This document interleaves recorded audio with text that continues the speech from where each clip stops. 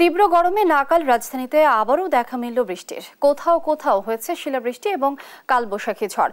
তীব্র তাপপ্রবাহে নাভিশ্বাস ওঠা নগর জীবনে স্বস্তি ফিরেছে ঝড় বৃষ্টিতে।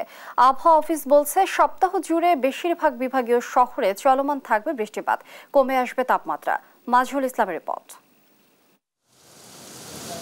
রোববার রাত 10টার পর রাজধানী ঢাকা এবং তার আশপাশের জেলাগুলোতে নামে স্বস্তির বৃষ্টি, সেই সাথে বজ্রপাত, শিলাবৃষ্টি এবং ঝড়। ঝিমঝিম বৃষ্টিতে স্বস্তি নেমে আসে ইট পাথরের নগরীতে।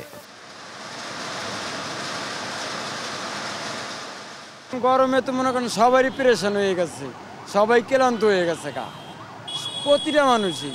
এখন তো মনে করেন এই আবাসন পাই মানুষের পরানটা খুবই নিস্তির লাগতেছে, ভালো লাগতেছে। বৃষ্টি হয়েছে, ঠান্ডা বাতাস লাগতেছে, এটা মানে এত গরমের পরে যে বৃষ্টিটা হলো, আলহামদুলিল্লাহ, শুকরিয়া।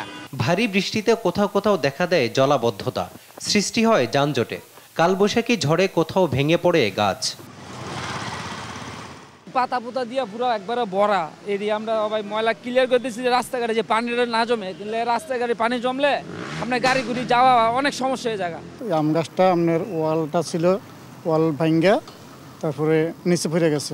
আবহাওয়া অফিসের তথ্য অনুযায়ী রোববার সন্ধ্যার পর থেকে ঢাকা ও আশপাশের জেলাগুলোতে 36 মিলিমিটার বৃষ্টিপাত হয়েছে।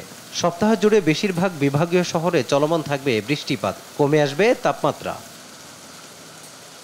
রাত 9টার পর থেকে ঢাকার এবং ঢাকার আশেপাশে ঝড়ো হাওয়া সহ বৃষ্টি ও বজ্রসহ বৃষ্টিপাত হয়েছে। এর সঙ্গে কিছু কিছু শিলাবৃষ্টিও হয়েছে। সেখানে আমরা যেটা পেয়েছি সেটা হচ্ছে 36 মিলিমিটার বৃষ্টি হয়েছে।